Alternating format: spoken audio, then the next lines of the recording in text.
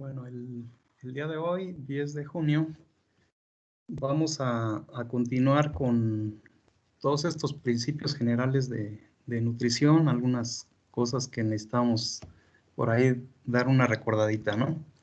En la clase anterior, si recuerdan, estábamos viendo de los elementos móviles, inmóviles, y cómo a través del conocimiento de estos principios, pues podemos inferir sobre cuando las plantas manifiestan una deficiencia en alguna de las partes de ellas, pues con eso nos podemos guiar, digamos que pudiendo ser un elemento o el otro, ¿no? Pero finalmente, pues la experiencia nos va a dar eso. Ya tenemos que reforzar cuando ya prácticamente estamos seguros de que pudiera ser una deficiencia, pues podemos actuar, ¿no? Mediante la aplicación de algún fertilizante, de algún foliar.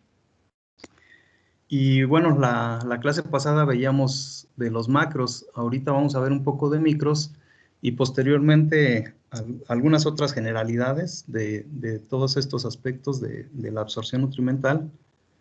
Y yo espero terminar ese tema el día de hoy, ¿no? Entonces me voy a permitir subir la presentación para continuar entonces.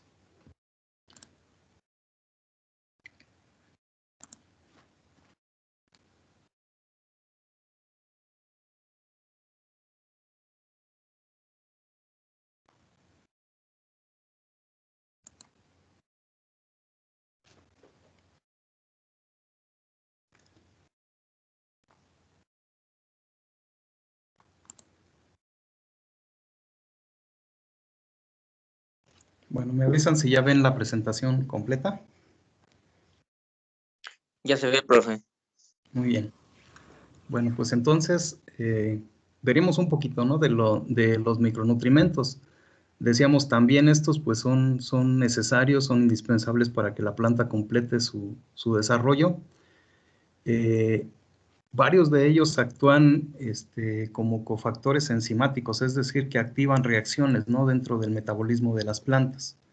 Pero hay algunos específicos que tienen, además de eso, tienen otra función muy importante.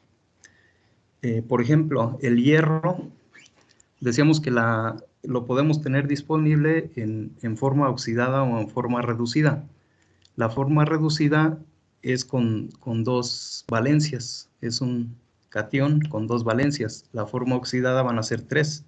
Las plantas lo aprovechan mejor cuando lo ponemos con 2, en forma reducida.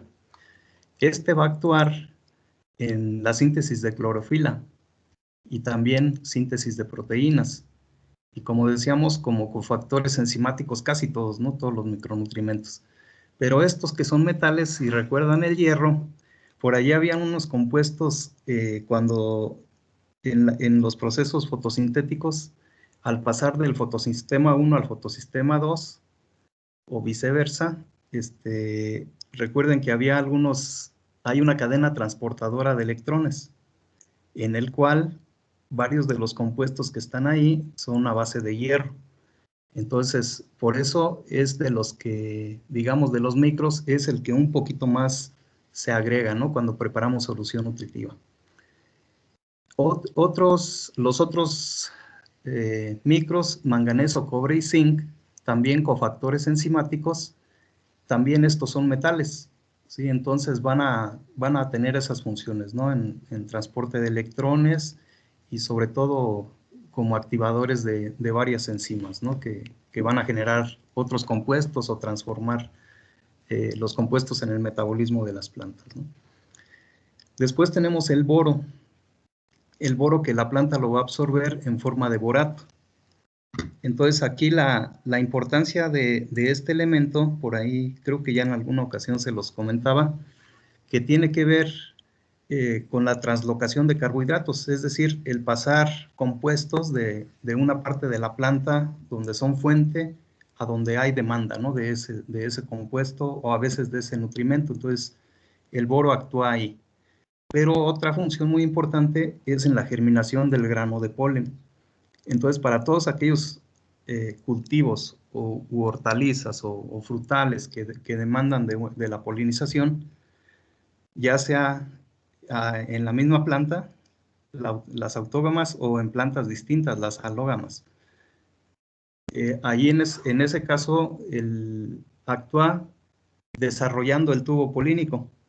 Sí, si recuerdan sus clases cuando vieron esto, el granito de polen llega y se posiciona en el estigma de la planta, ¿no? Generalmente el estigma sobresale un poquito, tiene también como un tallito, digamos, sale de donde está la célula o la ovocélula, se desprende el estigma hacia arriba y va a ser el que va a recibir el granito de polen. Ese granito de polen llega ahí al estigma y tiene que desarrollar como una raicecilla, ¿recuerdan? Y ese proceso hasta que llegue a donde están la ovocélula para que ocurra la fecundación. Para que desarrolle ese tubo polínico es necesario que haya boro. Si la planta carece de boro, se afecta la polinización. Y esto, por ejemplo, en cultivos como el tomate, como el jitomate, que requieren de la polinización para que a su vez se forme semilla y para que a su vez las semillas formen hormonas y estas hormonas ayuden al desarrollo del fruto, pues se necesita boro. Entonces, si estamos carentes de este elemento, no se concreta la polinización de una manera adecuada y pues eso va a afectar el desarrollo de los frutos. Al no haber semillas, generalmente el fruto va a quedar de un tamaño distinto, que va a ser más pequeño por lo general, ¿no? Entonces, un elemento indispensable, ¿no? Sobre todo en esos cultivos como los que les menciono. El molibdeno, la planta lo va a absorber en forma de molibdato, y bueno, este es constituyente de enzimas también, ¿no? De la nitrato reductasa, por ejemplo. Decíamos que generalmente no lo agregamos en la solución nutritiva porque muchas veces el agua que usamos, los fertilizantes traen algún residuo de este compuesto que de manera natural, digamos, está en suficientes cantidades como para no manifestar deficiencias, ¿no? Bueno, ¿cómo vamos a ver visualmente las deficiencias? La mayoría de los micros, con excepción del molibdeno, son móviles. Entonces, cuando la planta empieza a carecer de ellos, la deficiencia se va a manifestar primero en las hojas jóvenes, que son las hojas nuevas. Entonces, al no haber y el elemento ser móvil, ¿sí? Entonces aquí va a suceder lo contrario que veíamos con la mayoría de los macros, ¿no? Que iban a ser en las hojas viejas. Entonces aquí, si vemos en los ápices con amarillamientos, posiblemente sea uno de estos, ¿no? Hierro, manganeso, cobre, zinc, o también decíamos que azufre, y el otro, ¿cuál era? Calcio, ¿no? Esos 6 se van a manifestar en hojas más jóvenes. Entonces, aquí vemos algunas plantas que manifiestan alguna deficiencia, por ejemplo, de hierro, ¿sí? En el cacahuate, en el maíz, en manganeso, vean también en las hojas jóvenes, aquí en la hoja de cítricos también, ¿sí? Se puede manifestar esa deficiencia. Y bueno, algunas, les digo, son muy parecidas, ¿no? O sea, de repente si te dan una hoja y no sabes de dónde la cortó el productor o alguien que te la lleva, pues no vas a poder distinguir si esto es manganeso o si es magnesio, por ejemplo, ¿no? Que nos deja también las nervaduras en ocasiones verdosas. Entonces, es complicado, ¿no? No es tan sencillo. Siempre hay que apoyarnos de análisis nutrimentales para estar seguros de la carencia que es. El zinc, vean, en este caso me parece que es frijol, ¿sí? La deficiencia aquí va progresando, ¿sí? Al grado tal que acá pues tomas tú una coloración rojiza, ¿no? Pareciera como si fuera roya, o que si fuera alguna enfermedad. En el cítrico, vean, igual es muy similar a la de manganeso, entonces, ¿cuál de las dos es? Pues es complicado, ¿sí? El boro, decíamos, el boro que influye en la polinización, Aquí la planta la vemos un poco como marchita, ¿no? En los ápices.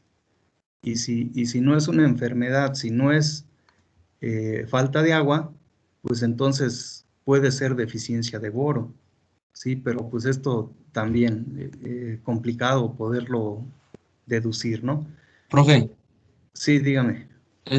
bueno, suponiendo que, por ejemplo, aunque sabemos que ya al producir bajo invernadero, pues ya es muy necesario tener, si produces en suelo, pues análisis de suelo, ¿no?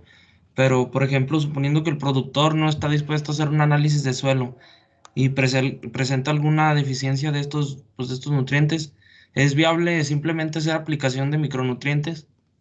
Sí, con la aplicación de micros, por ahí señalamos la clase anterior, ¿no? Que puedes tú hacer una aplicación general, ¿sí? Eso ahorita se los iba a comentar, ¿no? Pero con eso ayudas a corregir la deficiencia, ¿sí? Pero si la deficiencia parte del suelo, desde abajo, sí, entonces tarde o temprano se va a volver a manifestar y pues eso va a llegar a que tu planta esté estresada nutrimentalmente, ¿no? Entonces, aunque le estés agregando, pero ya al volver a manifestar la deficiencia, quiere decir que no está absorbiendo de abajo. Les decía que es muy importante proveer en los dos lados, ¿no? Cuando cerciorarnos de que en los dos lados se esté absorbiendo. La aplicación foliar te puede ayudar a corregir la deficiencia en menos días, ¿sí? Pero si esta persiste, pues va a pasar el efecto de la foliar y a lo mejor en unas 2 semanas se vuelve a manifestar, ¿no? Entonces, ese estira, afloja, va a limitar a la planta en cuanto a su productividad, ¿no? Porque siempre va a tener va a estar luchando contra ese estrés, ¿no? De cómo poder jalar más de ese elemento si abajo no lo estamos proporcionando. O bien si hay alguno de los factores que influyen en la absorción que no lo estamos tomando en cuenta. Por ejemplo, si es campo, en ocasiones ahí tenemos suficiente de algún elemento de estos, sobre todo de los pequeños, ¿no? Que no, ya ven que generalmente no se aplican micros en suelo, ¿no? eh, por lo común hay suficiente, ¿no? Ahí disponible. Y ya cuando llega a manifestar una deficiencia, pues lo aplicamos foliar y ya se corrige y a lo mejor ya pasó el estrés ese o no había suficiente humedad en el suelo, X factor, ¿no? Y lo podemos remediar. Pero en la solución nutritiva, si sigue manifestándose, entonces ahí está sucediendo algo que necesitamos corregir. Entonces ahí tenemos la certeza de que no está absorbiendo, ¿no? Porque posiblemente la solución igual no esté bien preparada, posiblemente haya alguno de los factores de temperatura, de oxigenación, de todos esos que vimos, ¿no? Que están limitando la absorción. Puede ser que estemos aplicando más de alguno de los micros que de otros y eso nos limita la absorción de uno más. A eso se le conoce como antagonismo, ¿no? Entonces, sí, tenemos que tener cuidado y tratar de revisar tanto abajo como poder hacer una aplicación foliar arriba, ¿no? Bueno, en cuanto al boro, vean aquí en el cítrico, ¿sí? Decíamos que uno de los problemas era la falta de polinización. Entonces, en los cultivos que requieren de la formación de semilla para que desarrolle el fruto de una manera normal, pues vean aquí cómo ocasiona la deficiencia, ¿no? Entonces, la fruta aparentemente alcanza un tamaño aceptable, digamos, pero la cortas y pues todo el espiridio o la parte comestible de este fruto, pues no está desarrollada, ¿no? Y si vemos por aquí puede haber primordios de semilla, porque sí existía la ovocélula, pero nunca se fecundó y por lo tanto no hubo desarrollo de la semilla. Y les decía, la semilla, cuando empiezan a desarrollar, empiezan a formarse hormonas que estimulan el desarrollo de los frutos, ¿no? Y aquí lo único que creció, pues fue la cáscara, ¿no? Toda la corteza de fruto que, pues comercialmente no nos interesa, ¿no? Entonces, ojo con este elemento, ¿no? Y les digo, si esto sucede, por ejemplo, en el jitomate, en el pimiento, pues entonces vamos a tener frutos de poco tamaño que van a entrar a calidades que no nos son tan convenientes, ¿no? Entonces, ¿qué podemos hacer para remediar, si no sabemos cuál de ellos es, ¿qué se les ocurre que tendríamos que hacer?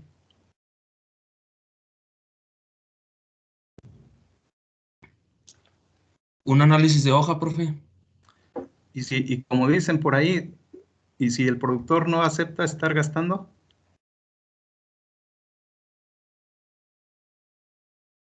Recurrir a las referencias, profe. puede ser, ¿qué otra cosa? Pero ¿cómo lo corregimos?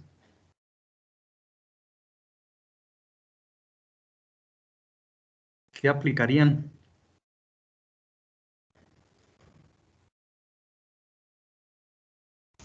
El conocimiento, profe. Pues primero se buscaría en la literatura a ver si se Ok. encuentra algo relacionado con deficiencias nutrimentales de ese cultivo. Normalmente los cultivos de invernadero, pues ya hay mucha literatura sobre las deficiencias, entonces eso Así puede es. ayudarnos bastante.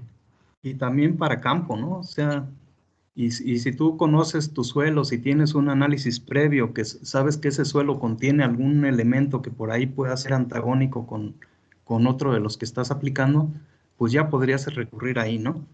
Pero digamos, aquí por ejemplo, decimos este zinc, ¿sí? Aquí está la deficiencia de zinc, ¿sí? Vemos el anterior, aquí hay manganeso. Entonces, tú tienes esos dos, lo estás viendo visualmente, o puede ser hasta hierro, ¿no? Sí, entonces estás viendo ahí eso y dices, ¿cuál de los tres es? ¿Sí? No hago el análisis foliar. De aquí en lo que me entregan el resultado, tengo que ir al municipio y eso me lleva una semana, ¿no? Para que me entreguen el resultado. Y mientras tanto mi planta está estresada. ¿Qué harían? Si ya sabemos que es una deficiencia, pero no sabemos qué es. Pues, bueno, una idea, profe, es que se puede aplicar una dosis mínima para ver cómo responde la planta, ¿no? ¿De cuál? ¿Eh? No, ¿De pues cuál elemento? se tiene que hacer un grupo de plantas, por así decirlo, o un diseño para Ok. aplicar los tres. Aplicaríamos de todo, ¿verdad? Sí, porque si no tenemos la certeza, sí, si nosotros aplicamos una dosis que no sea la que nos recomienda el fabricante del foliar, no le pasa nada si le aplicamos hierro y la planta no era carencia de hierro, ¿sí? No le pasa nada, la planta va a jalar, va a seguir absorbiendo de abajo y de arriba va a absorber pues aquel que necesite. ¿Sí? Recuerden que las plantas tienen su membrana y esa membrana es selectiva y esa selectividad pues permite que agarre lo que le hace falta. Entonces, recomendación, o incluso cuando compramos un foliar, fíjense en la etiqueta y trae de todo, ¿sí? A veces trae hasta nitrógeno y nos trae todos los micros. ¿Sale? Entonces, ¿por qué lo proponen así? Pues porque el productor no le va a dar tiempo de andar checando o enviando al laboratorio, ¿no? Sus muestras, salvo que sea una empresa ya muy grande, entonces ellos sí tienen una programación en la cual o tienen un asesor que les va a estar diciendo, ¿sabe qué? En esta etapa vamos a hacer muestreo y vamos a mandar a analizar, y ya lo tienen como parte de sus costos de producción. Y bueno, pero un productor chico que no lo hace, o mediano, entonces nosotros, ¿qué recomendaríamos? Pues una aplicación de un cóctel, ¿no? Donde vayan todos y van a ver qué rápido se empieza a corregir. Generalmente tarda, les digo, a veces desde los 3 días se empieza a ver ya la diferencia, a los 5 días ya está reduciéndose el efecto, ¿no? De esa deficiencia. Y si a su vez nosotros estamos cotejando, por ejemplo, pues que la temperatura sea la adecuada, que la planta no tenga carencia de oxígeno y todas esas cuestiones que vimos, entonces podemos recuperar un estrés de este tipo, ¿no? Sobre todo cuando es en las hojas nuevas.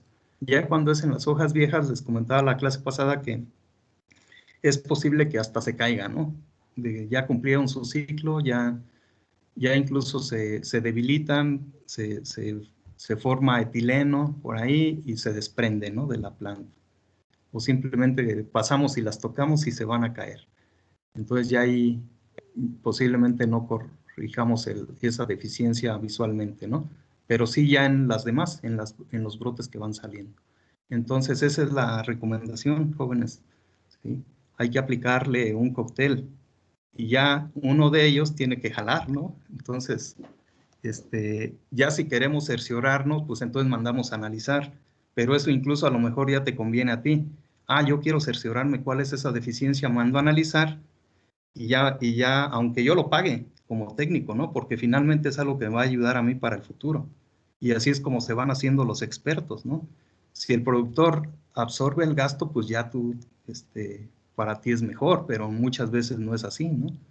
Entonces, ahí, pues ni modo, hay que invertirle porque es como parte de nuestra formación, es como tomar un curso de capacitación, ¿sí? Le invertimos un poquito y ya tenemos la certeza de que es hierro, de que es manganeso, y como yo voy a seguir cultivando o trabajando con este cultivo a lo mejor durante algunos años, pues es una experiencia que yo voy ganando, ¿no? Y me va a ayudar en el futuro a ser mejor agrónomo.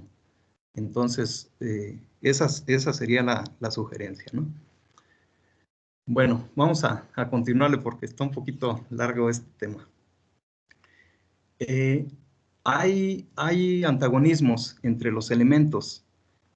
¿Cómo se da este antagonismo? Ah, pues hay elementos que físicamente o en tamaño o por el número de cargas o porque son cationes, la planta puede estar absorbiendo más de uno que de otro, ¿sí? Entonces puede ocurrir que estemos aplicando más, hicimos mal el cálculo de nuestra solución nutritiva o de nuestra dosis de fertilización y le estamos agregando más de uno de los elementos que de otros, ocurre el antagonismo, ¿sí? Por ejemplo, nitrógeno en forma de amonio puede ser antagónico con potasio, es decir, si nosotros agregamos mucho nitrógeno en forma de amonio, ¿sí? Uno de los elementos que podemos inducir deficiencia por culpa nuestra, pues, o por no prever esto, es el potasio, ¿sí? Porque son átomos o moléculas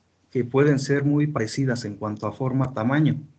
Y entonces la planta está creyendo que jala potasio cuando en realidad está jalando nitrógeno en forma de amonio, ¿sí? ¿Debido a qué? A que lo calculamos y lo usamos en mayor proporción, ¿sí?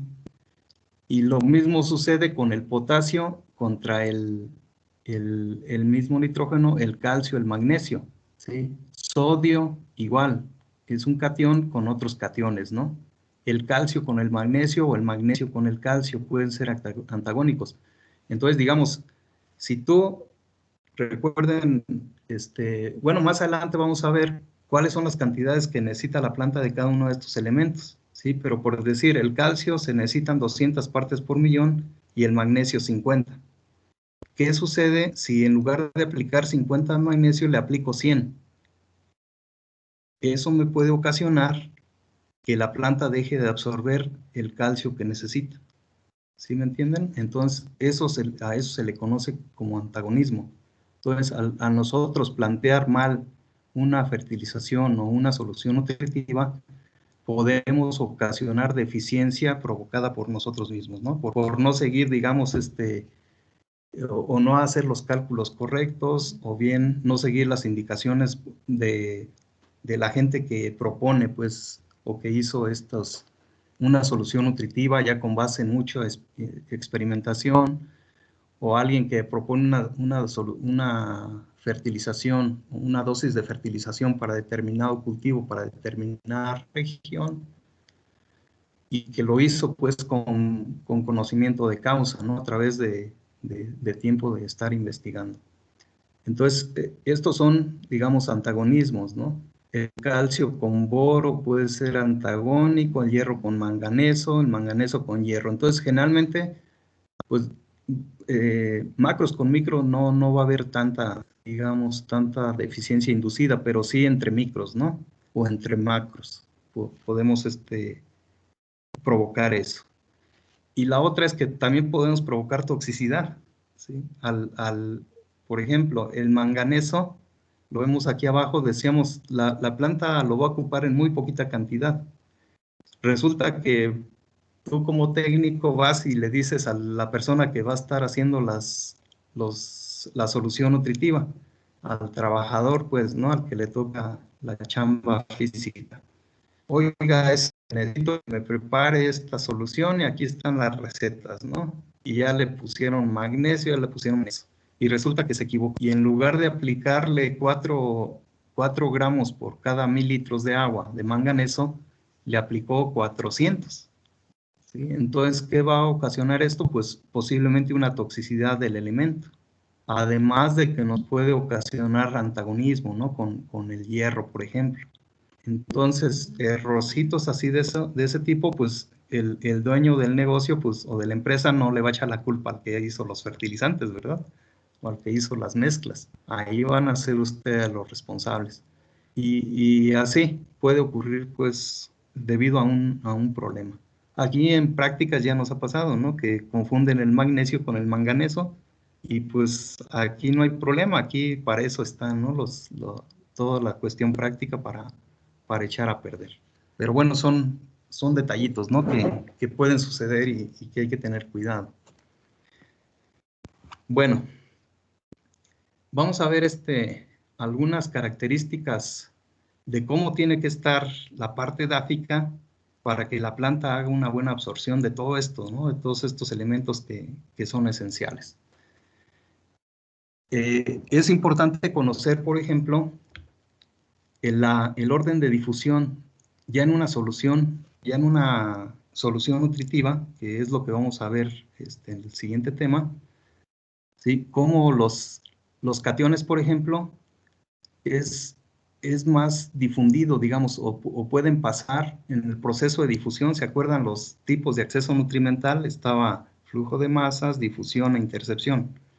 Por difusión, entonces, si nosotros fertilizamos, ¿cuáles son los elementos que la planta puede jalar más fácil que otros?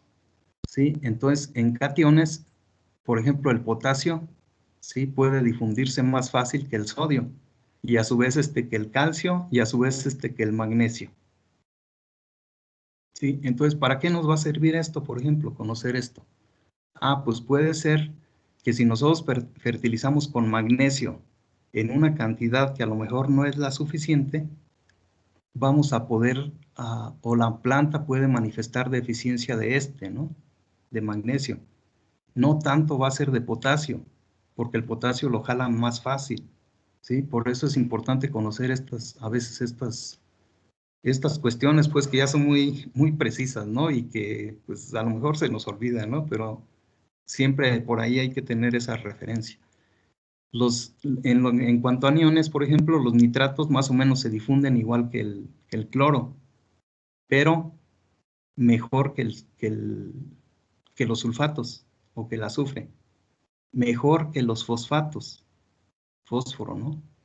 Entonces, cuando tenemos una deficiencia de fósforo, pues ya veíamos que esa toma una coloración moradita, entonces como que es fácil identificarla, ¿no? Pero cuando la planta deja de absorber el elemento, uno de los primeros que empiezan a manifestarse es el fósforo. Y ahorita lo vamos a ver en la siguiente. Movimiento a través de la membrana. ¿Cuáles se difunden más fácil? Esto es difusión y esto es movimiento a través de la membrana. ¿Cuáles elementos la planta los puede absorber más fácil a través de la membrana? Cuando atraviesa membrana decíamos que ya era cuando estaban absorbidos, ¿no? Mientras tanto, ahí están en la periferia, pero no han sido todavía absorbidos por la planta. Entonces, de los cationes, tenemos el amonio como el mejor, el potasio, ¿sí? Entonces, si ven, aquí tenemos potasio arriba y potasio aquí abajo, entonces no, como que no hay mucho problema, ¿no? ¿Sí? El magnesio aquí está intermedio, ¿sí? Pero acá estaba hasta el final, en difusión, ¿sí? Es mejor que el calcio y mejor que el sodio. Y de los aniones están los nitratos, mejor que el cloro, mejor que el fosfato y mejor que los sulfatos. Otra vez, sulfatos y fosfatos también tienen menor movimiento a través de la membrana. En general, la planta absorbe más fácil los cationes que los aniones. porque en ese intercambio que decíamos electrostático, de te doy algo a cambio de algo, o suelto algo, ¿no? Como célula, como membrana, decíamos, ¿cuál era lo que soltaba más fácil? El hidrógeno, ¿se acuerda? Porque hasta tiene las bombas de hidrógeno, ¿sí? Que ayudan a liberar digamos, hidrógenos para poder jalar uno más. Entonces, gracias a eso, los cationes como que son más fácil de absorber a través de la membrana que los aniones. Y la otra situación, los monovalentes son más fáciles de absorber que los divalentes, y estos a su vez que los trivalentes. Y aquí poníamos el ejemplo del hierro, que la planta lo prefiere en forma de 2+, en lugar de 3+, ¿no? Debido a esto. Como que ese 3+, como que le da un tamaño más grande a la molécula. Y ese mismo tamaño más grande se dificulta más la absorción, ¿sale? O el movimiento a través de la membrana. Entonces aquí están, digamos, por orden del movimiento, que los que tienen solamente una valencia, pues van a poder ser más fácil absorbidos que los que tienen más valencias. Aquí, por ejemplo, el grupo fosfato también es al final porque tiene 3. De los micros, acá estaría el hierro, ¿no? El que tiene 3. Entonces, si ven, el fosfato está acá hasta el final. Aquí está, digamos, es el tercero. Y acá es el último.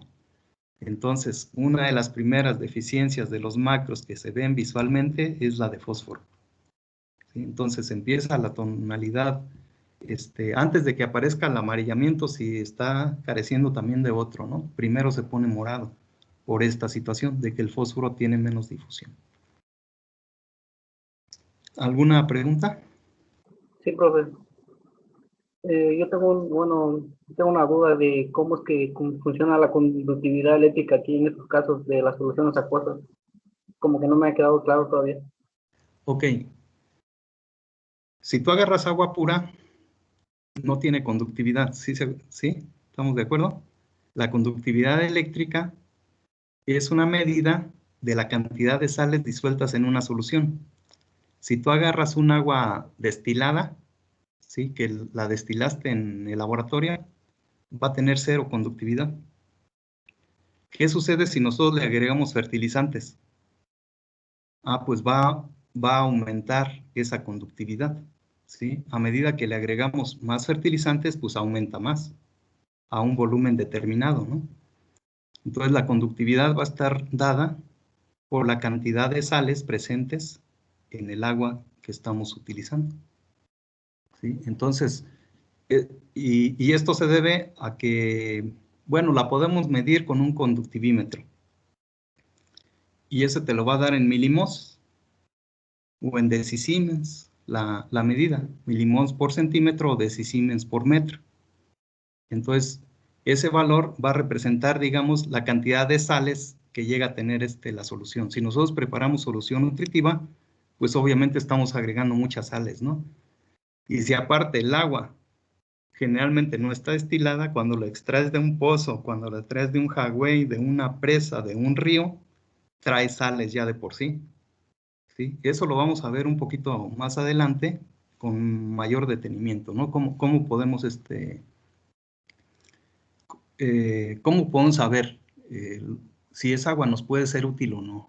¿Sí? Porque a veces trae elementos que generan una conductividad, pero en ocasiones son malos, pero hay otros que son buenos y que nos ayudan a bajar la cantidad de fertilizantes que aplicamos. ¿Vale? Pero bueno, no se impacienten, vamos para allá. Sí, profe, gracias. Ok. Bueno, oxígeno en la raíz. Decíamos, el oxígeno es primordial para que la planta tenga un buen funcionamiento, una buena absorción. Entonces, cuando nos hablaban del suelo, ¿cuál es el mejor suelo para hacer agricultura? Pues los francos, decíamos, aquellos que tienen una proporción mayor de arenas, ¿sí? Pero que también hay limos y arcillas, ¿no? Que nos permiten que la textura sea más porosita, que tenga mejores condiciones, ¿no? Cuando utilizamos un sustrato para hacer hidroponía, pues ese sustrato también debe tener esas características, ¿no? Que te permita tener poros grandes que son los que permiten la oxigenación, y poros pequeños que permiten la retención de humedad. En el caso del suelo natural, las arenas permiten la oxigenación, o las partículas del suelo más grandes. ¿Cuáles son las más grandes? Pues las arenas. Entonces, debemos de tener siempre oxígeno en la parte edáfica, ¿no? Para que la planta pueda hacer sus procesos de manera normal. Bueno, ¿qué sucede entonces si tenemos un cultivo donde utilizamos agua? ¿Sí? Ahí van a estar los fertilizantes y encima del agua ponemos nuestras plantas. ¿Cómo le vamos a hacer ahí para oxigenar? Una forma es poner en movimiento el agua. Si tú la pones en movimiento, si la estás recirculando ahí con una bombita, la estás oxigenando. O si la pasas de una tina a la otra, la estás oxigenando. O si va corriendo a lo largo de una canaleta, se está oxigenando.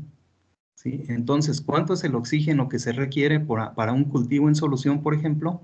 4 miligramos por litro, lo que es lo mismo que 4 partes por millón. ¿Cuánto es lo máximo que soporta o lo óptimo?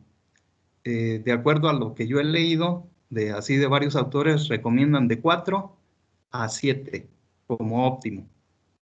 De 4 a 9, digamos todo el rango, que no le causa mucho problema a la planta. Pero a veces ya también si te exageras, si le pones más de 9, puedes también ocasionar un estrés por la presencia de alta concentración de oxígeno en la solución. ¿Sí? Entonces, tampoco tanto, pero tampoco que no se limite. Si tenemos menos de 4, entonces la planta deja de absorber o se limita su absorción, porque requiere de este oxígeno para que la raíz esté respirando, ¿no? Para que haya esos procesos. El oxígeno, por ejemplo, en ocasiones lo va a estar utilizando para el proceso de fotosíntesis, fíjense, desde acá abajo, ¿no? Lo que puede ayudar. Entonces, para el caso de sustratos, se recomienda que haya 15%, ¿sí? Como mínimo 12% de poros vacíos, ¿sí? Quiere decir de macroporos, ¿sí? Para que haya una cantidad de oxígeno suficiente para que la planta desarrolle de manera precisa u óptima, ¿no? ¿Qué sucede si falta oxígeno? Como nosotros aplicamos nitratos, hay un proceso que se llama desnitrificación, ¿sí? Donde por falta de oxígenos, la planta puede estar quitándole un oxígeno a los nitratos, ¿sí? Y estos se transforman en nitritos, ¿sí? Los nitritos son tóxicos para la planta, ¿sí? Entonces, arriba de 10 miligramos por litro de nitritos, la planta puede incluso manifestar síntomas de toxicidad. Pero si sigue faltando oxígeno, el proceso de nitrificación después de nitritos se convierte en óxido de dinitrógeno, ¿sí? Y si sigue careciendo de oxígenos, se forma el N2 o dinitrógeno, que sería el nitrógeno ambiental, el cual es un gas, y pues se va a la atmósfera. Entonces, fíjense la importancia, ¿no? Tanto en el suelo, en el sustrato, como en la solución nutritiva. El oxígeno es fundamental, ¿no? Para que la planta lleve el proceso de absorción, o incluso aquí pueden haber otras consecuencias, ¿no? Por falta de oxígeno. Bueno, y hay algunas investigaciones donde han puesto carencia de oxígeno, ¿no? A propósito. Entonces aquí vemos en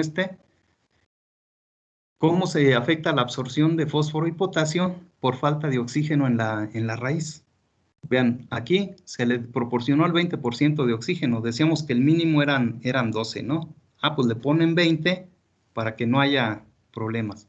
La absorción de fósforo y de potasio es del 100%, ¿sí?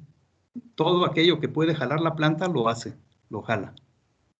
¿Qué sucede si lo disminuimos a 5%? Vean, el potasio se reduce un 25% y el fosfato se reduce casi a la mitad, ¿sí? Con 5%. ¿Qué sucede si lo dejamos mucho menos? Pues esto se va a limitar a 1/3, ¿no? En los dos, ¿sí? Y lo cual pues ya nos puede ocasionar una deficiencia. visual. ¿Sale? Entonces, por eso les decía, de los factores que influyen en la absorción, el oxígeno es muy importante. Entonces, es posible, si estamos haciendo hidroponía, que por ahí estemos teniendo este problema cuando la planta manifiesta una deficiencia, ¿no? Bueno, vamos a seguir. Ahorita les doy espacio para preguntas. Bueno, temperatura, otro factor que influye en la absorción. Y acá de este lado tenemos peso de la planta. Decíamos la materia seca que se acumula, ¿sí? Nos interesa que haya acumulación de materia seca en la planta. Ese es un signo de que está haciendo buena absorción, ¿no? Entonces aquí se varió la temperatura del sustrato, ¿sí? Desde los 10, digamos, hasta los 30 grados centígrados. Y vean cómo en temperatura baja, la absorción de potasio, aquí se hicieron dos formas de solución o dos concentraciones de potasio en la solución nutritiva, con 4 miliequivalentes por litro y 12 miliequivalentes por litro. Luego vamos a ver cómo son estas unidades, ¿no? Pero bueno, 4 y 12. Vean, temperatura baja, aunque le apliques mucho, de todas maneras no genera peso seco. Quiere decir que no está absorbiendo el elemento. Si subes la temperatura, vean cómo van subiendo los dos. Obviamente va a tener mejor respuesta en aquel que le estás agregando una cantidad que puede ser suficiente. A lo mejor estos 4 no son suficientes y la planta sí va a absorber más, pero va a estar limitado porque no le estás agregando lo que necesita. Y en la de arriba sí. ¿Sí? ¿Por qué? Porque aquí, aunque le sigas aumentando la temperatura, digamos, ya llega un límite donde la curva ya se va a flexionar, donde ya va a llegar a un tope y después tiende a reducir, ¿sí? Entonces, aquí con la de abajo, todavía 30 grados centígrados, todavía jaló un poco mejor, ¿no? Entonces, quiere decir que en el jitomate, una temperatura de 30 grados centígrados en el sustrato todavía no puede ser tan perjudicial, ¿sí? Y aquí lo que está limitando la absorción, pues es la cantidad de potasio que estamos aplicando.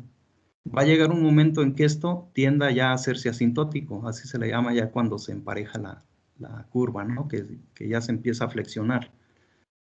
Y ya de ahí, después de, si se sigue aumentando la temperatura, después va a ir bajando, ¿no? ¿Por qué? Porque también temperaturas muy altas, pues ya van a afectar el metabolismo de la planta, lo aceleran, pero llega un momento en que también ya no la soportan. Entonces, hay que cuidar la temperatura. Entonces, aquí, por ejemplo, 25 grados, pues está a todo dar. 25 grados en la raíz, ¿no? Aquí tenemos otra con el fósforo, ¿sí? Aquí tenemos 3 concentraciones de fósforo. 1 miligramo, 5 miligramos por litro y 10 miligramos por litro. Entonces, sucede más o menos lo mismo que platicábamos con el potasio, ¿no? Temperatura baja, aunque tengas alta concentración, de todo modo se absorben poco y el peso que genera en la planta no es suficiente. Aumentas temperatura, se mejora la absorción.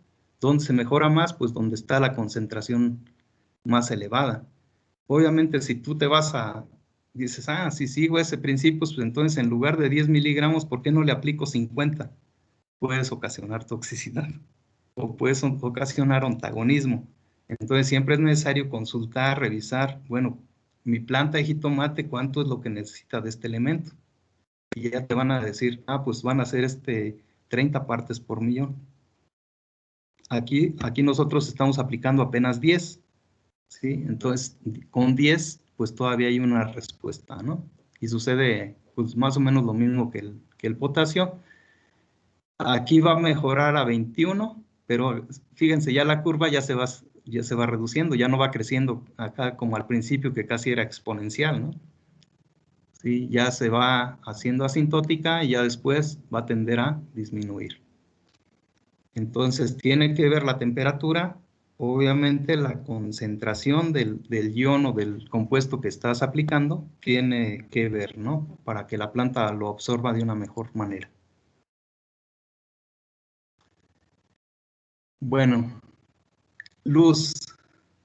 Fíjense, tasa de luminosidad. Entonces, se hizo este experimento en marzo y en junio, ¿sí? En 2 periodos. En marzo todavía con menos intensidad, aquí nos indica 24 megajoules por metro cuadrado por hora, ¿sí? Y abajo en junio ya tenemos 1.96, es decir que aquí el sol pues es mucho más intenso ya en este mes, ¿no? Vean cómo la luz o esa temperatura que nos genera la radiación solar, ¿sí? Va a influir en la absorción, ¿sí? No nada más de los nutrimentos, sino del agua, ¿sí? Tasa de absorción en miligramos o mililitros por hora, ¿sale? Entonces, en marzo tenemos poca radiación, tenemos, digamos, sí hay absorción de los elementos, pero está baja. Y del agua también va a haber mayor absorción de agua, ¿sí? O va a haber una cierta absorción de agua, pero no es tan alta como cuando ya el calor es más intenso. Entonces, ya con alta radiación, vean la cantidad de nitrógeno que absorbe, se fue de 8 a 13. El potasio se fue de 15 a 25, pero vean el agua se fue de 43 a 145. Quiere decir esto que cuando hay radiación y que la planta está fotosintetizando, entre más calor haga, va a absorber más de todo, pero ¿qué le gana? El agua. La relación del elemento con el agua aquí es más alto que acá. Quiere decir que cuando hay más sol, la planta va a absorber más agua con relación y proporcionalmente los elementos los va a absorber en menor cantidad, ¿sí? Cuando hay menos sol, por ejemplo, en un día nublado, ¿sí? La planta no va a absorber tanta agua como elementos. La relación es más alta. No sé si me di a entender, ¿sí? En un día nublado, la planta absorbe más nutrimentos que agua, por decir, entre comillas, ¿no? Porque obviamente siempre va a absorber más cantidad de agua, ¿sí? Pero la relación va a ser más alta. En un día soleado, va a absorber mucha mayor cantidad de agua, porque va a estar transpirando. Ese proceso de transpiración es como una bomba. Entonces, cuando tenemos agua abajo en la raíz, esto va a estar jale y jale, jale, ¿sí? Y si nosotros le estamos dando riego, pues va a jalar más. Y si tenemos una planta como el pepino, es como una bomba de agua hacia arriba, ¿no? Esto se aumenta más. Aquí es jitomate, ¿sí? En el pepino, olvídense, esto se va mucho más alto, ¿no? En cuanto al consumo de agua. ¿Alguna duda de esto?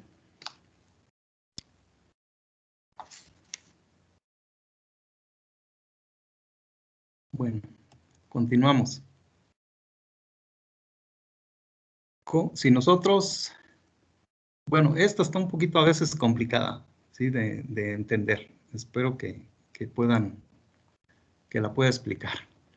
Influencia de la forma de abastecimiento del nitrógeno sobre el balance de aniones y cationes en la solución nutritiva, ¿sí? Cuando nosotros utilizamos como fuente de nitrógeno los nitratos, ¿sí? Vean los cationes, ¿sí? Esto es abastecimiento en el balance, ¿sí? O sea, tenemos calcio, magnesio, potasio, sodio, total 221. Si lo aplicamos en forma de amonio, ¿sí? La cantidad de los otros elementos se limita la absorción, ¿sí? Cuando nosotros aplicamos nitratos, se mejora la absorción de los otros cationes. Bueno, el nitrato no es un catión, de los cationes, ¿no? De los que nos interesa que la planta absorba, ¿sí? Si aplicamos amonio, ¿sí? Se limita la absorción de los otros. Entonces, este es un fundamento por el cual la mayoría de los autores que proponen soluciones nutritivas prefieren el nitrato que el amonio. ¿Qué sucede con los aniones? Lo mismo, ¿sí? Los otros aniones, bueno, aquí los fosfatos más o menos se mantienen igual, los sulfatos se mantienen igual, Y el cloro incluso es más bajo cuando usamos nitratos que cuando usamos amonio, ¿sí? Pero hay otros compuestos como los ácidos orgánicos que se mejora, digamos, la absorción de estos compuestos. O a lo mejor no la absorción, sino la síntesis de estos compuestos al interior de la célula. Y entonces, en general, el uso del nitrato en la solución nutritiva tiene beneficios en los cationes y tiene beneficios en los aniones. Y por eso es que la mayoría de los autores prefieren poner la fuente de nitrógeno que sean nitratos que sea amonio, ¿no? Lo cual se refleja más en los cationes que en los aniones, pero en general mejora en los dos el usar nitratos, ¿no? Entonces, la mayoría, les digo, salvo un autor por ahí que él recomienda aplicar la mitad de cada forma, la mitad de la solución nutritiva recomienda que sean de nitratos y la otra mitad sean de amonios. Algunos recomiendan una proporción, digamos, de 80-20 o de 90-10, nada más, siempre ganando el nitrato. Y algunos otros recomiendan no aplicar amonio, sino aplicar nitratos. Después vamos a ver el motivo por el cual sucede esto. Bueno, relación entre nitrógeno nítrico y el contenido de cloro en las hojas, ¿sí? El cloro también es un elemento esencial, la planta lo absorbe. Entonces, muchas veces en los fertilizantes que utilizamos hay cloro, o en el agua que utilizamos hay cloro. Entonces, ¿qué sucede? Si nosotros aumentamos el contenido de nitrógeno, o si se aumenta el contenido de nitrógeno en forma de nitratos en la hoja, ¿sí? Son dos elementos que son, digamos, como antagónicos. A medida que nosotros incrementamos la concentración de nitratos en forma de nitrógeno en forma de nitrato en las hojas, el contenido de cloro en las hojas disminuye. Si usamos pocos nitratos, hay más cloro, ¿sí? Entonces, para eliminar el efecto del cloro, ¿sí? Si el agua ya trae cloro, para eliminar su efecto, podemos agregar más nitratos en la solución nutritiva y con esto bajamos este posible elemento que también en altas cantidades es tóxico para las plantas. ¿Sale? Entonces, con nitratos, nitrógeno en forma de nitratos en la solución nutritiva nos permite limitar el contenido de cloro absorbido en las hojas, ¿no? Ok.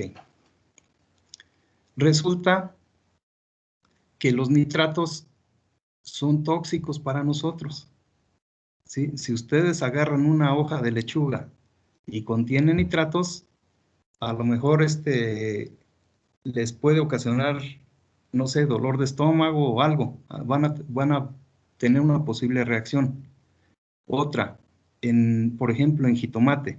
Si vas a exportar tomate o jitomate, si detectan, porque la empresa que lo compra van a hacer análisis de los residuos que puede tener tu fruto.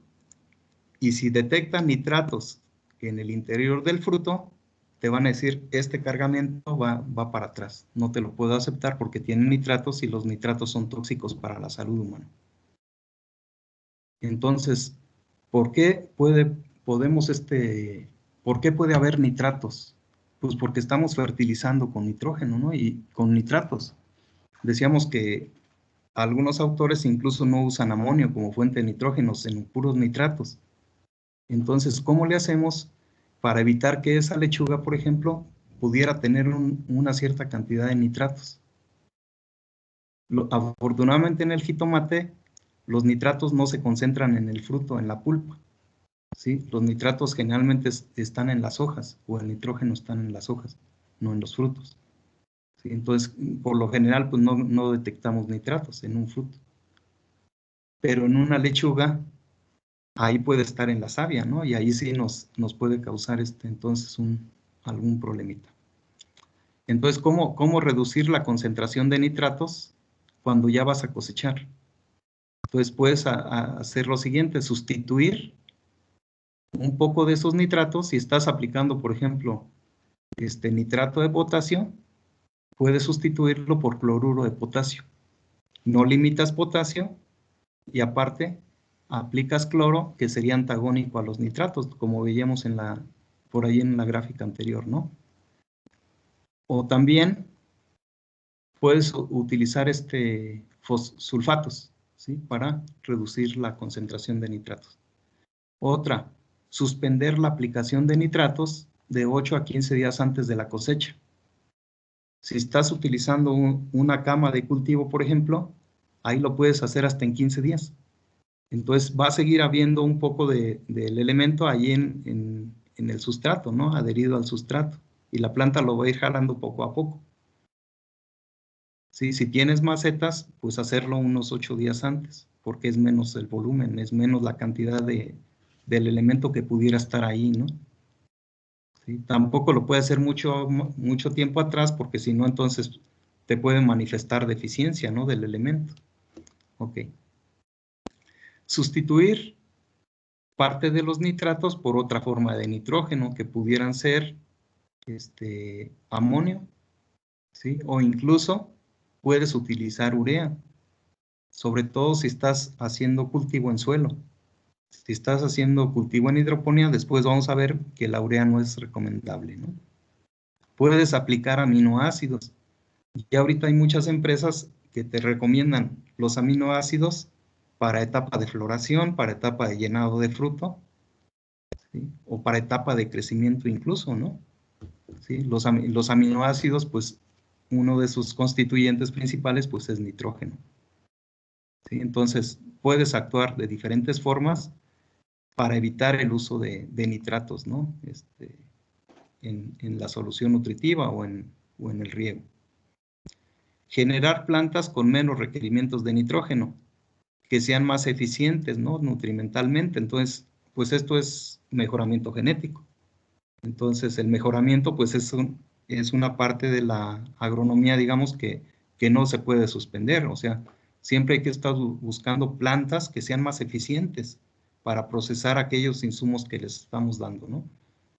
Entonces, a través del mejoramiento genético, ahora el mejoramiento genético asistido, todo eso podemos llegar a generar o a obtener plantas más eficientes nutrimentalmente.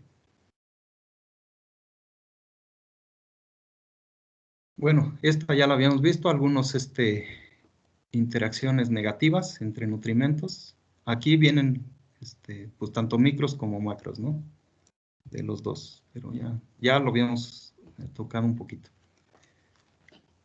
Bueno, otro factor que es muy importante para la absorción, pues es el pH.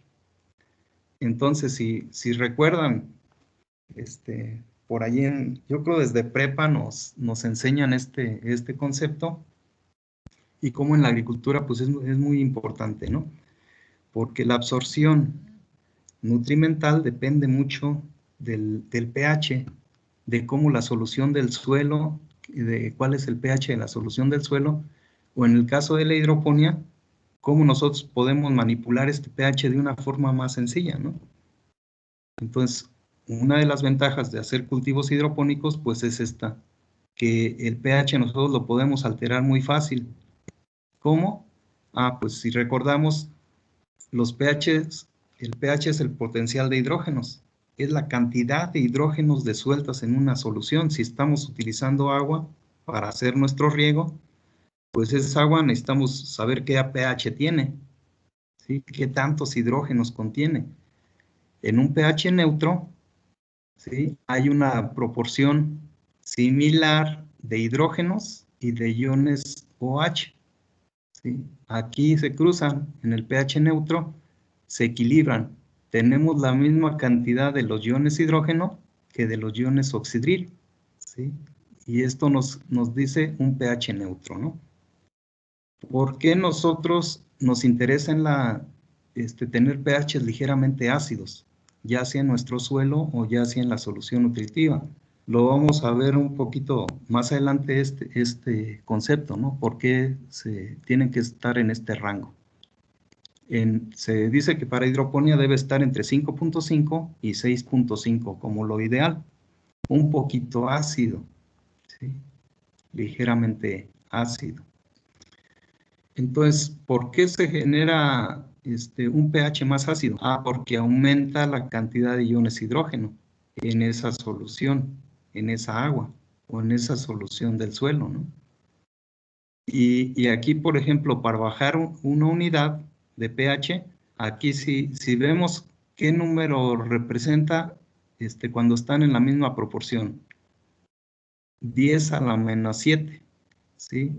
Iones o milimoles por litro de iones hidrógeno y tienen la misma cantidad que los iones OH, ¿no? Entonces, ¿qué sucede cuando bajamos a 6 el pH? Se reduce la cantidad de iones oxidrilo. ¿A qué cantidad? A 10 a la menos 8.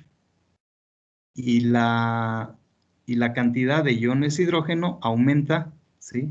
Ahora son 10 a la menos 6 milimoles por litro. Esto entonces nos indica que tiene esto crece o disminuye de forma logarítmica con base 10. Sí, es una escala logarítmica, ¿no? La que mueve esto. El pH va de 0 a 14, si recuerdan, ¿no? Sí. Por eso el 7 es el neutro. Aquí en este esquemita, pues nada más tenemos de 4 a 10.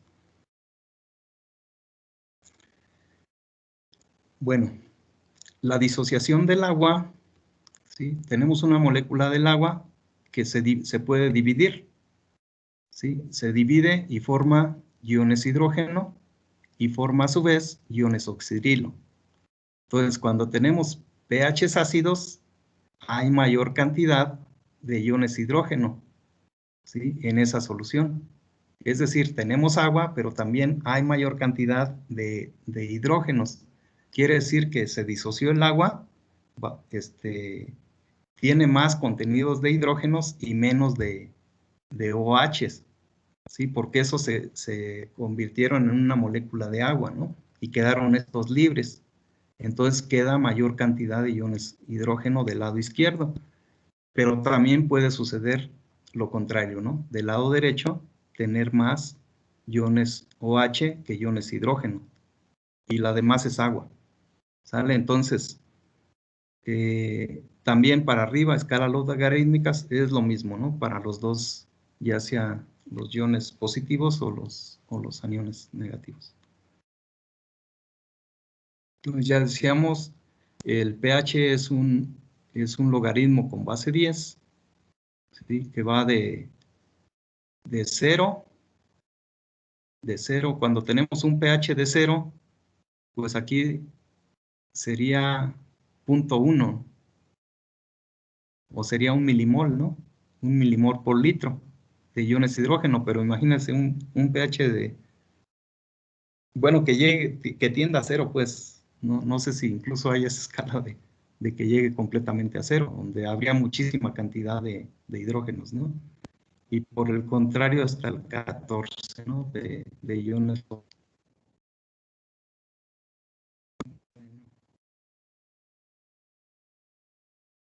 Eso pues ya lo expliqué. Ok, ¿Cómo andan, por ejemplo, para que se den una idea de los pHs de algunos compuestos o de algunas soluciones?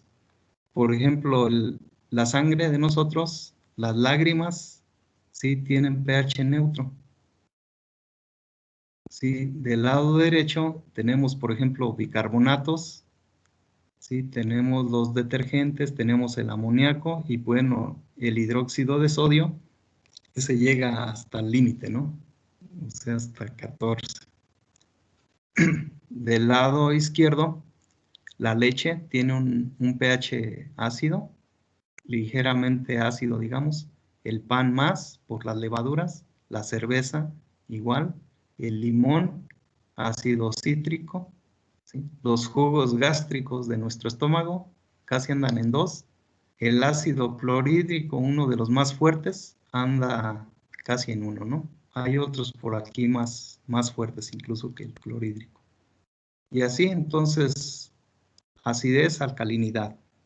Entonces, ¿por qué a nosotros, o por qué en las plantas se utilizan entonces de 5,5 a 6,5? ¿No? Eso vamos ahorita a ir aterrizando esa parte. Uno de los posibles argumentos para manejar pHs ligeramente ácidos es precisamente con el fosfato, con el grupo fosfato. La disponibilidad de fósforo en una solución del suelo, ¿sí?, va a estar limitada, ¿sí? La disponibilidad del fósforo, ¿sí? Hay compuestos que se unen al fosfato, al grupo fosfato, del lado derecho y del lado izquierdo, ¿sí?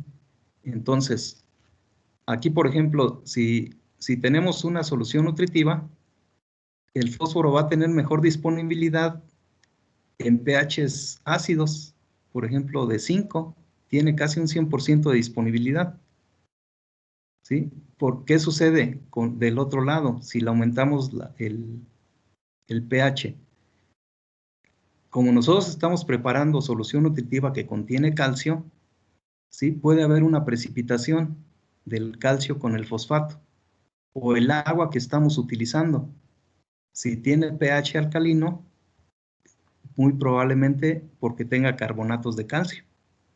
Entonces, al disociar esos carbonatos, el fosfato se puede unir al calcio y nos forma fosfato de calcio, que va a ocasionar que haya precipitación.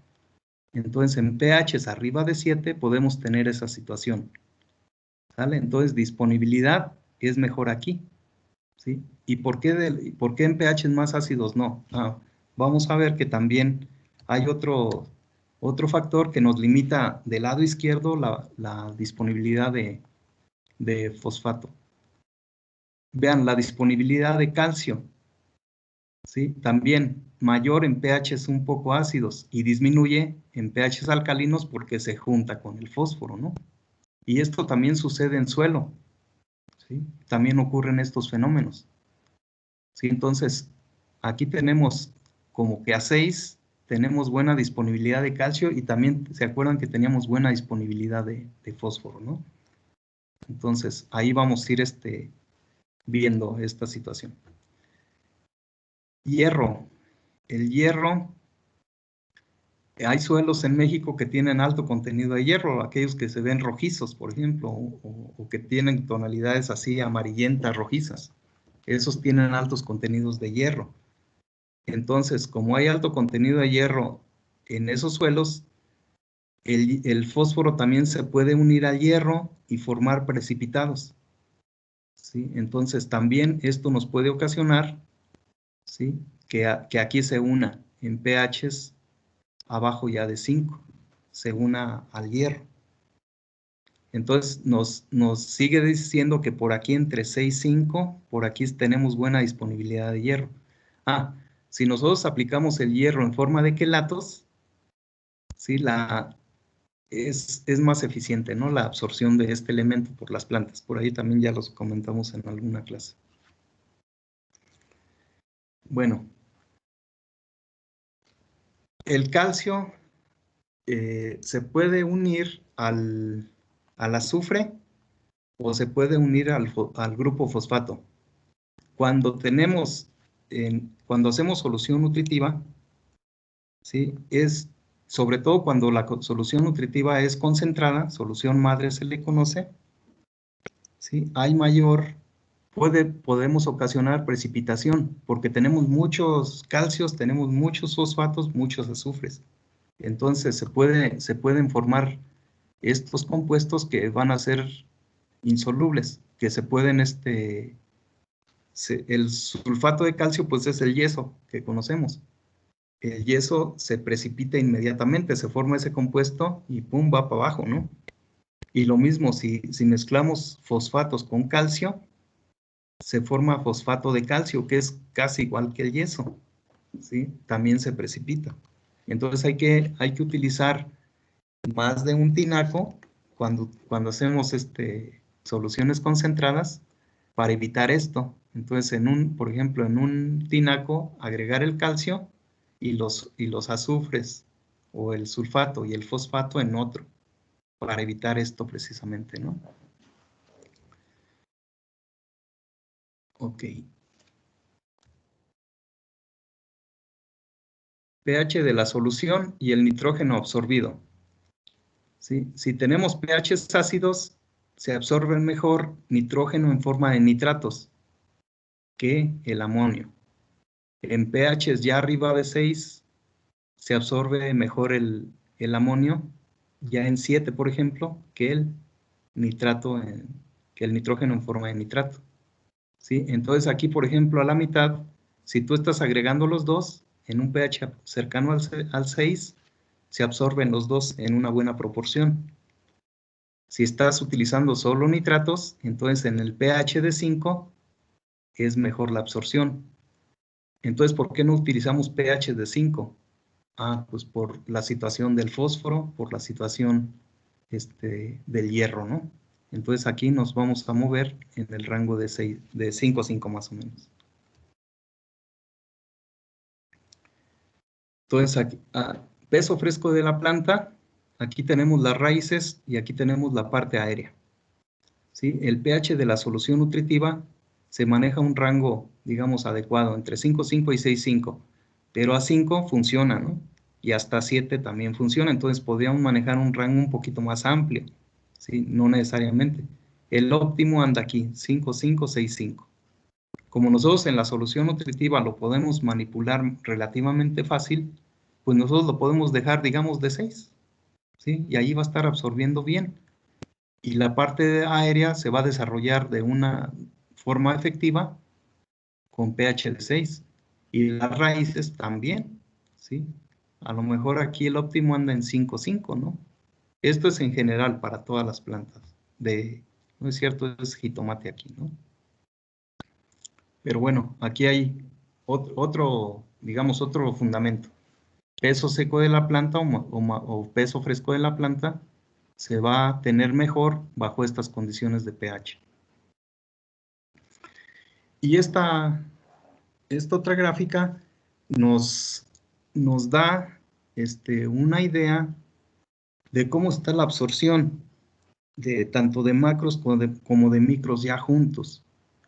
Y esto nos llega a la conclusión entonces, ¿por qué manejamos ese rango que les comento como óptimo?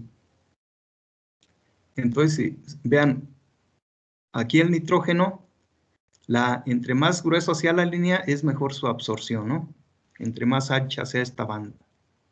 ¿Sí? Entonces, digamos, el nitrógeno, pues desde 6,5 hasta 8, todo este rango lo absorbe bien la planta. El fósforo también aquí, y después más adelante también, ya con pHs de 9 en adelante, pero ya decíamos que esos no los vamos a utilizar, ¿no?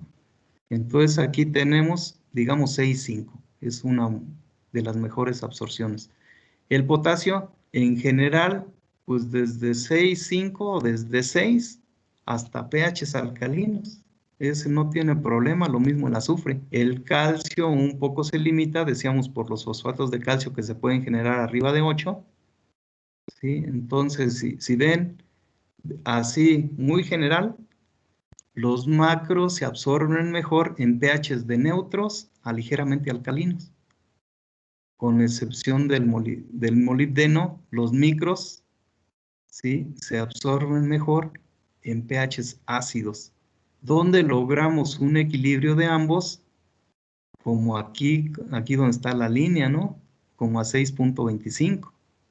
Entonces, por eso se maneja que un pH entre 5,5 y 6,5 es adecuado, y de esa forma hay disponibilidad tanto de macros como de micros. Entonces, eso es digamos, el argumento técnico por qué se preparan las soluciones así. O por qué nuestro suelo tendríamos que tender a que fuera un poco ligeramente ácido, ¿no? Para que absorbiera bien de todo. Esto se debe a los micros, ¿no? Por eso nos canalizamos un poquito a la izquierda. Si fuera pH neutro, vean, pues el molibdeno se absorbe bien, el cobre del zinc también el boro, el manganeso se ve un poco limitado, al igual que el hierro, que no llegan al óptimo, ¿no? Pero en general, digamos, si tienes pH de 7, puede funcionar tu planta, ¿no? Sin mucho problema. Lo ideal es un poquito abajo, ¿no? Profe, Sí, adelante.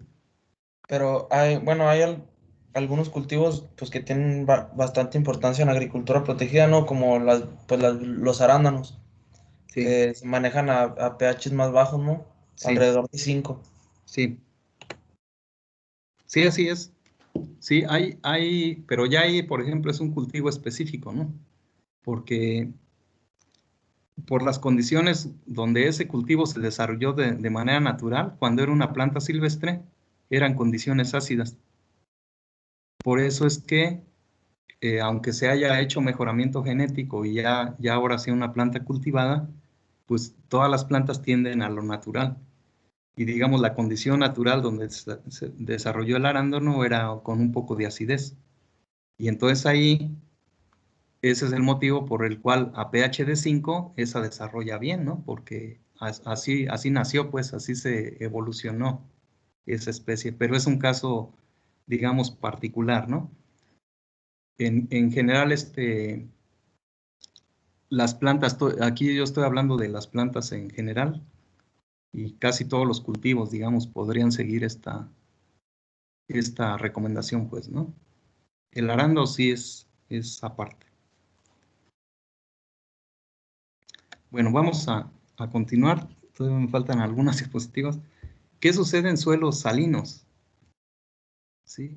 Pues hay plantas que toleran más la salinidad que otras. Por ejemplo, remolachas azucarera, ¿sí? Betabel, espinacas, los tomates.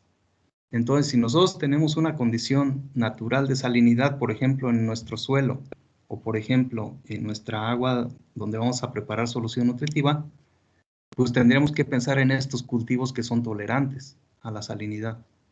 No pensar en estos como puede ser el ejote, la zanahoria, que son poco tolerantes, ¿no? Y así como hay cultivos de hortalizas, también hay flores que nos van a tolerar mayor conductividad, ¿sí? Por ejemplo, el clavel nos soporta hasta 10, la nochebuena nos soporta 12, ¿sí? Este es el máximo, ¿no? Que soportan el del lado derecho. Este es el óptimo y el del izquierdo es el mínimo. Pero entonces hay opciones para cuando tenemos esa condición, ¿no? En nuestra agua o en nuestro suelo, si estamos usando el suelo. Vean, por ejemplo, hay la violeta africana, ¿sí? Es muy susceptible a la salinidad. Entonces, si tú vas a cultivar violeta africana con hidroponía, no puedes utilizar agua que por sí sola te dé ya una conductividad como de 0.5 o 0.7 y mucho menos de 1 o más de 1, ¿no? Porque con los fertilizantes que tienes que aplicar, seguramente vas a tener más de 1.5, lo cual pues ya no te permitiría cultivar esa planta, ¿sale? Entonces tendríamos que buscar opciones, ¿sí? Si te vas a dedicar a ornamentales y vas a tener una fuente de abastecimiento de agua que es salada, que tiene conductividad alta, tendrías que buscar opciones, ¿no? Pero afortunadamente los hay. Bueno, velocidad de movimiento de los iones ya hacia la planta. La difusión, ¿sí? A medida que aumenta la concentración de iones, a medida que fertilizas más, pues la planta va a absorber más hasta cierto punto, porque puedes ocasionar toxicidad, decíamos, o hasta quemaduras en la planta, ¿no? Y la absorción nutrimental, pues en general va a ser así. Les decía, va a llegar un momento en que la curva se hace asintótica, donde por más que aumente la concentración, pues ya no va a aumentar esto. Incluso más adelante tiende a disminuir la velocidad de movimiento, la absorción, ¿sí? Pero entonces habría que ver en cada planta, en cada etapa fenológica, cuál es este punto, ¿no? ¿Cuál es esta concentración que te permite una absorción cercana o del 100%, o a lo mejor cercana, ¿no? ¿Sí? Entonces, por ejemplo, aquí tenemos nitrógeno, tenemos potasio, semanas después de la siembra. ¿Cómo la absorción de nitrógeno en las primeras etapas es grande, pero de potasio también. Por eso el potasio se aplica en una alta cantidad y el potasio va incrementándose incluso cuando ya baja la demanda de nitrógeno en una planta, digamos, esta es etapa vegetativa. No puedes dejar de aplicar potasio porque este también se lo absorbe la planta incluso hasta un poquito más que el nitrógeno, ¿no? En la etapa vegetativa. Y ya en la etapa reproductiva también lo sigue utilizando en gran medida, ¿no? El nitrógeno baja, pero tampoco puedes dejarlo de aplicar. Entonces una solución nutritiva se mantiene con todos los elementos durante todo el desarrollo o su ciclo de cultivo, ¿no? Completo. El abastecimiento nutrimental. Esta por ahí yo creo ya la han visto en alguna ocasión. Entonces, nosotros tenemos que conocer estas curvas de abastecimiento. Y estas curvas van a estar dadas para cada cultivo, para cada etapa fenológica y para cada elemento. Entonces, lo ideal es, si vas a producir jitomate, si vas a ser técnico o productor de jitomate, pues tienes que conocer cuál es el crecimiento máximo que la planta tiene con la concentración del elemento que necesita. ¿Sí? Porque tenemos aquí, donde inicia la curva, que puede haber rangos de deficiencia. En este rango, si tú no estás aplicando la cantidad de fertilizante que la planta necesita, podemos tener síntomas visuales de deficiencia. O podemos tener a veces hambre oculta, si se acuerdan de ese término por ahí, ¿no? Que a lo mejor no se manifiesta la deficiencia, pero todavía no llega al máximo rendimiento. Por ahí le está faltando algo, ¿sí? Entonces, siempre tenemos que conocer esto, ¿no? Si ya existe la información, como dicen por ahí, ya hay mucha información disponible, pues sí, ya con eso tú te guías y ya dices, de este elemento, para esta etapa fenológica, para este clima, porque acuérdense que el rendimiento, el crecimiento, que sería el fenotipo, va a estar dado por el genotipo, por el ambiente y por la interacción de genotipo y ambiente, ¿no? Entonces, son muchos factores los que influyen en el rendimiento, crecimiento. Entonces, va a haber donde la curva se hace asintótica, ¿sí? Donde ya tenemos, digamos, el máximo rendimiento posible. Entonces, tú tienes que saber cuál es ese punto y cuál es la concentración que llega a ese punto. Después, hay otro lapso aquí que se le llama consumo de lujo, donde la planta, por más que le agregues más de ese nutrimento, ya no va a desarrollar más. A eso se le llama consumo de lujo. Tú tienes como técnico que evitar esto, ¿no? Porque estás nada más tirando fertilizante. Y peor aún, si sigues agregándole más, llega un momento en que la planta la intoxicas o causas antagonismo. Entonces, para cada elemento, para cada etapa, incluso hay veces que dentro de una especie hay diferencias entre variedades. No es lo mismo cherry que saladet y que bola para el caso del jitomate, por ejemplo, ¿no? Entonces, hay que conocer pues esto. Si ya la información existe en algunos casos, en otros no, y por lo tanto hay que generarla. Entonces, a nosotros como investigación, pues nos toca ir generando toda esta información de aquello que todavía no exista, ¿no? O como ahora, por ejemplo, con el cambio climático, esto ha alterado, como no tienen idea, ¿no? El desarrollo de los cultivos, tanto en campo como en invernadero. Entonces, un trabajo que ya decían antes, hace 20 años, pues en el invernadero, estas son las recomendaciones para nitrógeno, y ya te daban una receta para cómo poder irlo produciendo durante cada semana, agregar una cantidad, ¿no? Pero resulta que ahorita ya las condiciones ambientales cambiaron y ya se justifica otra vez. Bueno, sigue siendo válida esa información que generó aquella persona, aquel investigador hace 20 años, o tenemos que ir generando la actual, ¿no? Ok, pues ya nos faltaron algunas otras, pero bueno, aquí ya se nos agotó el tiempo. Entonces, si tienen alguna pregunta.